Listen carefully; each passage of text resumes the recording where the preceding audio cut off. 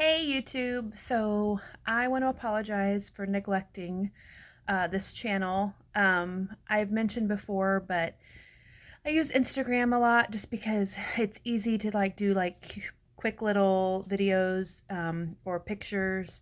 But I should have written things out ahead of time, but I didn't, so bear with me.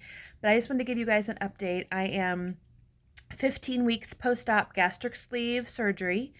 Some stats are my highest weight, which was the start of my 2-week pre-op diet, was 268.6, and I am currently at 211 pounds was my official weigh-in last week. Tomorrow I have the next one, and I weighed this morning just to see, and I was around 208. So about 59 pounds weight loss in 15 weeks. So I'm pretty excited about that. I have went down 2 pant sizes, went down 2 shirt size. Well, yeah, 2 shirt sizes, and I'm feeling good.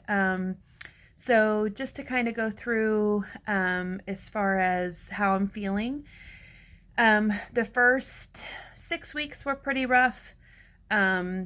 Learning how much to eat and how slow to eat and those types of things. I did overeat a few times and throw up. Learning what agrees with me. For the most part, at 15 weeks post-op, I can literally eat anything. You're just not supposed to. So I try to still stick to what I'm supposed to be eating. Do I indulge every now and then? Absolutely. For example, I wanted Taco Bell, so I got the chicken quesadilla, and I had like 2 little portions of it, and then I put the rest away. I went out to eat with my friends the other day, and what did I get? Hold on, I'm going to pause it so I can remember. I remember chicken quesadilla, imagine that. So from Applebee's, and I had 2 little portions of it, and I put the rest in a box and took it home and had it for the next few days. So, and that was the first time I had went out to eat, and that was just 3 or 4 days ago. And I was worried, like, how am I gonna go out to eat with friends and not feel weird?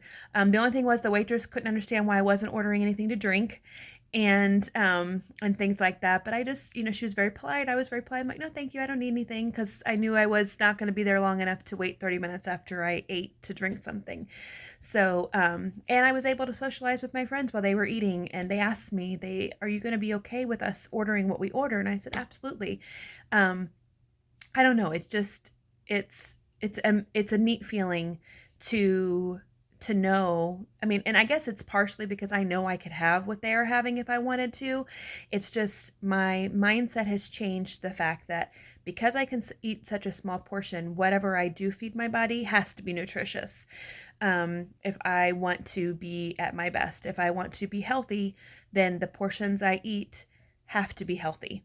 Like I said, I made Easter cupcakes, and I did have a few bites of a cupcake. It was glorious, and then I was done, and I didn't have any more. I had one little tiny Kit Kat miniature that took care of my I want Easter candy craving, and I'm done. I haven't had any more. So, is it gonna always be this easy? Probably not. I'm gonna struggle. I know I am.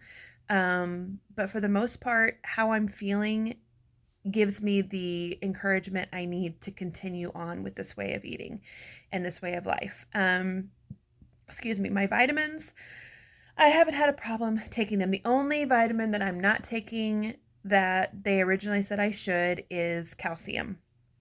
And that is because, if you remember, I don't know if I posted on here or not, but I had kidney stones while I was in my 6-month program, and they were calcium kidney stones. And so I felt like it was because I was consuming too much calcium. They had me on a lot of calcium, and then I was getting calcium from what I was eating and drinking, and I just think it was too much. So I am not taking any additional calcium right now. I'm going to have blood work done here in the next month, and I'm going to see where my levels are at and then go from there. But I am taking the other ones, which is a B1 vitamin, a probiotic, D3, and And then two, they used to say Flintstones, but my center says no more Flintstones because they do not have enough iron because they changed their formula. So I take the like Walmart brand of the Flintstones, which currently still have the right amount. They said that will probably change because they're trying to get rid of the artificial coloring and somehow that decreases the iron value. I don't know. Let's see what else. So I took covered vitamins. Eating what I'm eating. I do, and I do have a couple of videos on TikTok, and they're all the same username. Instagram, YouTube, and TikTok are all Cassie VSG Journey if you want to check those out. But I have a protein coffee every morning.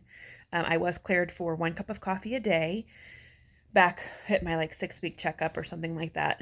And so I do a cold brew, low acidic, low caffeine. One thing I read about with the VSG and acid reflux is that the acidity in coffee and things like that could contribute, and I do not want to have that issue. So I found a low acid, low caffeine cold brew on Amazon. I've actually done two different ones. I've done one called Maud's Cold Brew, MAUD, which I really like, but you have to put it in the fridge for like 8 to 12 hours.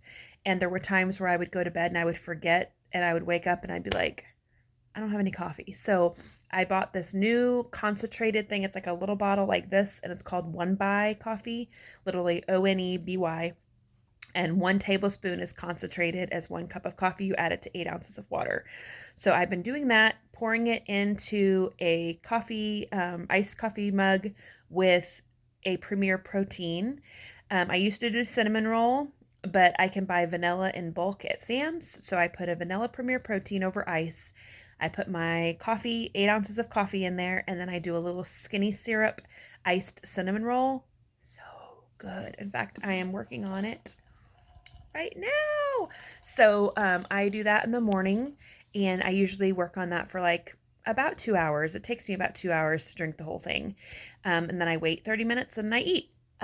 Some of my staples lately have been Dan and Light and Fit Greek yogurt with Love Crunch dark chocolate peanut butter granola. I looked at all the backs of all the granola to find the one that was lowest in carbs, lowest in sugar, and highest in protein. And that is the one that I found. It's called Love Crunch. It's so yummy. I think it's like 150 calories for a fourth of a cup. Don't quote me on that, but I think that's what it is. But I usually sit around 800 calories a day. I've been fortunate. I've only had a 2 week stall really early on. I think it was like week 4 and week 5. Other than that, I've consistently been losing at least a pound, pound and a half every week. So I've been very fortunate. And so I'm kind of like, if it ain't broke, don't fix it. Just kind of doing the same thing every day. I do turkey roll-ups. I get the Natural Choice oven roasted turkey breast. And then I use different kinds of cheese, a little squirt of olive oil mayo, and I'll eat like 2 or 3 slices of those.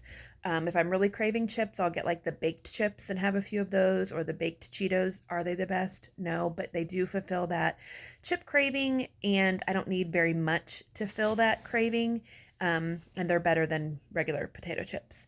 So, as far as activity, I am trying to get back in the habit of working out. I did go for a walk yesterday. I have a treadmill, but I actually want to start like strength training.